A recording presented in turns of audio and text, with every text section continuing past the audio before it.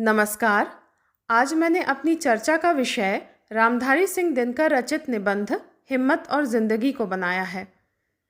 हिंदी के प्रसिद्ध साहित्यकार राष्ट्र कवि रामधारी सिंह दिनकर ने प्रस्तुत निबंध में हमें जीवन संघर्षों से उत्साहपूर्वक संघर्ष हेतु प्रेरित किया है।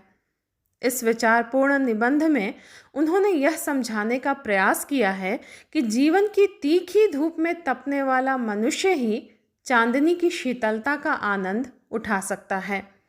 भोजन का असली स्वाद तो उसे ही मिल पाता है जिसमें बिना भोजन के भी दिन बिताने की सामर्थ्य हो।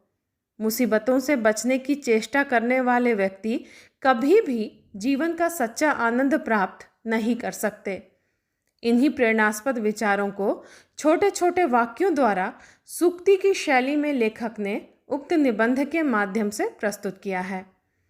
दिनकर जी के अनुसार जीवन का वास्तविक आनंद फूलों की छाया में विश्राम करने वालों के लिए नहीं, बल्कि उनके लिए है जो दूर रेगिस्तान से सूखे कंठ और झुलसे हुए शरीर के साथ आ रहे होते हैं। धूप में तपा हुआ मनुष्य ही जल की अमृत जैसी शीतलता का मूल्य समझ सकता है। जिसने रेगिस्तान की प्रचंड गर्मी में यात्रा ही नहीं की है, उसे भला जीवन के कठोर यथार्थ का परिचय कैसे मिल सकता है। जो कठिन संघर्ष द्वारा सुख प्राप्त करते हैं, वही सच्चे आनंद की अनुभूति करने में समर्थ होते हैं। आसानी से सब कुछ पा जाने वाले के लिए आराम ही मानो मौत के समान कष्टप्रद है। जो पांव भीगने के डर से पानी से बचते हैं, समुद्र में डूब जाने का खतरा उन्हीं के लिए होता है। जो निर्भय होकर लहरों में तैरते हैं, वे मोती अर्थात बहुमूल्य संपदा प्राप्त करने में सफल होते हैं। चांदनी की ताजगी और शीतलता का आनंद दिन भर धूप में तपते हुए मेहनत कर किसी अच्छे काम में समय बिताने वाला संतुष्ट व्यक्ति ही ले सकता है। इसके विपरीत जो मनुष्य गर्मी से घबराकर दिन भर पंखे के नीचे छिपा रहता है और रात्रि में शीतल चांदनी में आराम करता है, उसे सुख पाने का भ्रम तो है, लेकिन वास्तव में वह अपना जीवन व्यर्थ गंवा रहा होता है। जो बिना भोजन के कुछ दिन रह पाता है, वही भोजन के असली स्वाद का अनुभव कर सकता है। संयम पूर्वक भोग करने पर ही जीवन का वास्तविक आनंद प्राप्त होता है। मुसीबतों में पलकर ही मनुष्य अपना सही विकास करने में समर्थ हो सकता है। अकबर ने 13 वर्ष की अल्पायु में शत्रु को परास्त किया था।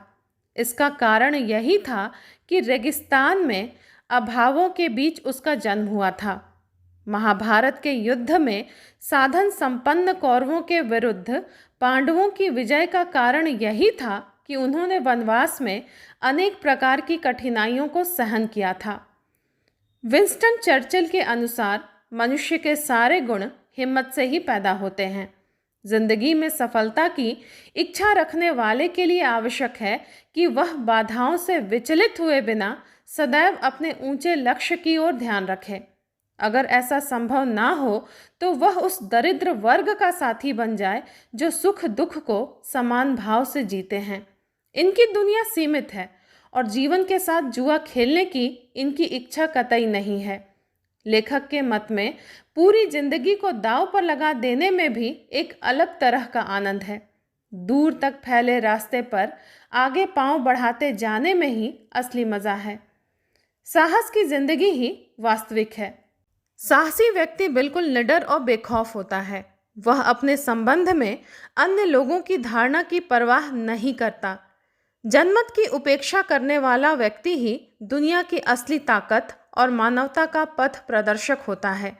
क्रांति करने वाले लोग किसी और से ना तो अपनी तुलना करते हैं, न औरों के आचरण को देख अपना कर्तव्य ही निश्चित करते हैं।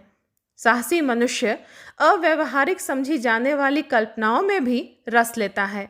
अपने विचारों में लीन अपने सपनों की दुनिया वह स्वयं बनाता है। भैंस और भेड़ की तरह झुंड में रहने की जगह वह सिंह की भांति अकेले विचरण करता है। अर्नाल्ड बेनेट के अनुसार किसी बड़े मौके पर साहस से काम नहीं ले सकने वाला मनुष्य अपनी आत्मा की यह आवाज़ बराबर सुनता रहता है कि वह साहस नहीं दिखा सका और कायर की तरह भाग खड़ा हुआ। अगर सांसारिक अर्थ में हम सुखी ना हों तो कोई बात नहीं, किंतु मृत्यु के समय अगर हम अपनी आत्मा की यह धिक्कार सुने कि हिम्मत की कमी होने से हम ठीक वक्त पर जीवन से भाग खड़े हुए, तो यह हमारे लिए अत्यंत दुखदाई है। जो मनुष्य जोखिम के डर से अपने आप को एक घेरे में बंद रखता है, वह जिंदगी का आनंद नहीं ले सकता, क्योंकि जोखिम से बचने के प्रयास में वह वास्तव में जीवन को ही आने से रोक देता है। अंत में जीवन से हमें उतना ही मिलता है जितनी पूंजी हम उसमें लगाते हैं। यह पूंजी लगाना, संकटों का सामना करना और जीवन के उस पन्ने को उलटकर पढ़ना है जिसके अक्षर फूलों से ही नहीं, अंगारों से भी लिखे गए हैं। जिंदगी का भेद उसे ही मालूम है जो जिंदगी को कभी खत्म ना होने वाली चीज मानकर चलता है। अगर जीवन के समुद्र तट पर मृत सीपियों से ही हमने संतोष कर लिया, तो समुद्र के गर्भ में छिपे बहुमूल्य मुक्ता कोश को कौन बाहर लाएगा? दुनिया में बिखरे हुए आनंद में सभी का हिस्सा है। अपनी पहुंच से बाहर लगने वाली वस्तु भी हम अपने कठिन श्रम और हिम्मत के सहारे पा सकते हैं। अगर हम अपनी कामनाओं को सीमित न करें और जीवन रूपी फल को निचोड़ें, तो रस की धारा जीवन में अवश्य प्रवाहित होगी। निबंध का अंत लेखक ने कुरुक्षेत्र के युद्ध में भीष्म द्वारा युधिष्ठिर को दिए गए उपदेश के माध्यम से किया है। पंक्तियां द्रष्टव्य हैं। यह अरण्य झुरमुट जो काटे, अपनी राह बना ले, कृत दास यह नहीं किसी का, जो चाहे अपना ले। जीवन उनका नहीं युधिष्ठिर जो युद्ध से डरते हैं, वह उनका जो चरण रोप निर्भय होकर लड़ते हैं। स्पष्ट है कि जीवन की महान उपलब्धियां साहस और निरंतर प्रयास द्वारा ही प्राप्त की जा सकती हैं। जीवन की कठिनाइयों से भयभीत होने वाला सदा वंचित रहता है। जो दृढ़तापूर्वक बिना भय के विपत्तियों का सामना करते हैं, वे ही मनुष्य जीवन का वास्तविक अर्थ समझते और सफलता प्राप्त करते हैं। धन्यवाद।